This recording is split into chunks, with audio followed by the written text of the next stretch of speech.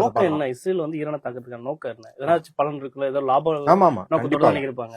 அதாவது இதுல அரசியல், பொருளியல், ராணுவ ரீதி எல்லா காரணங்களும் இன்னைக்கு அவங்க சொல்ற காரணம், அபிஷியல் காரணம் என்ன அப்படின்னா, அணு ஆயுதத்தை தயாரிக்கிறாங்க ஈரான், அதனால அடிக்கிறோம் அப்படின்னு சொல்றாங்க. இது ரொம்ப கேலி கூத்தானது. ஏன்னா 1989 இருந்து இது சொல்லிட்டு இருக்காரு நேத்தனி. 1989 சொல்லும் போதும் இன்னும் சில மாதங்களில் அணு குண்டு போட்டுருவாங்க நம்ம மேல அப்படின்னு சொல்லிக்கிட்டே இருக்காரு. அந்த இன்னும் சில மாதங்கள் வரவே கிடையாது. 2025 அதே பொய்யே திருப்பி சொல்லிட்டு இருக்கு. அவங்களுக்கு இது அரசியல் காரணம் ஏன் அப்படின்னு கேட்டா, நேத்தன்யாஹுக்கு இங்க மோடி அவர்களுக்கு பாகிஸ்தான் எப்படியோ, அதாவது வேலையில்லா திண்டாட்டம், விலைவாசி ஏற்றம் வந்துருச்சு, பயங்கரமான சாதிய மோதல்கள்லாம் வருது, இங்க வந்து மக்களுக்கு வந்து கல்வி இல்ல, வேலை வாய்ப்பு இல்ல அப்படின்னா பெரிய பிரச்சனை வரும்போது என்ன பண்ணுவாரு, பாகிஸ்தான் ப்ளீஸ் ஹெல்ப் மீ அப்படின்னு பாகிஸ்தானை கூட்டுவார் இல்லையா. அந்த மாதிரி நேத்தன்யாஹுவின் பொலிட்டிக்கல் கரியர் ஈரான் எதிர்ப்புல தான் வளர்ந்துருக்கு. அவர் 1992-93 எலெக்ஷன் இருக்கு, அதுல முழுக்க ஈரான் அணு ஆயுதம் வச்சிருக்குன்னு பொய்ய பரப்பி தான் அவர் வந்து leader of the opposition, first எதிர்க்கட்சி தலைவராகவே ஆகிறார். இன்னைக்கு வரைக்கும் அவருக்கு வந்து அரசியல் ரீதியாக என்ன பிரச்சனை வந்தாலும் 2022 வந்து அவர் நீதிமன்ற வழக்குல எல்லாம் தலையிட்டார், நீதிபதிகள் நியமனத்தெல்லாம் தலையிட்டார் போது பெரிய ப்ரொடெஸ்ட். உடனே என்ன பண்ணாருன்னா ஃப்ரெஷ்ஷா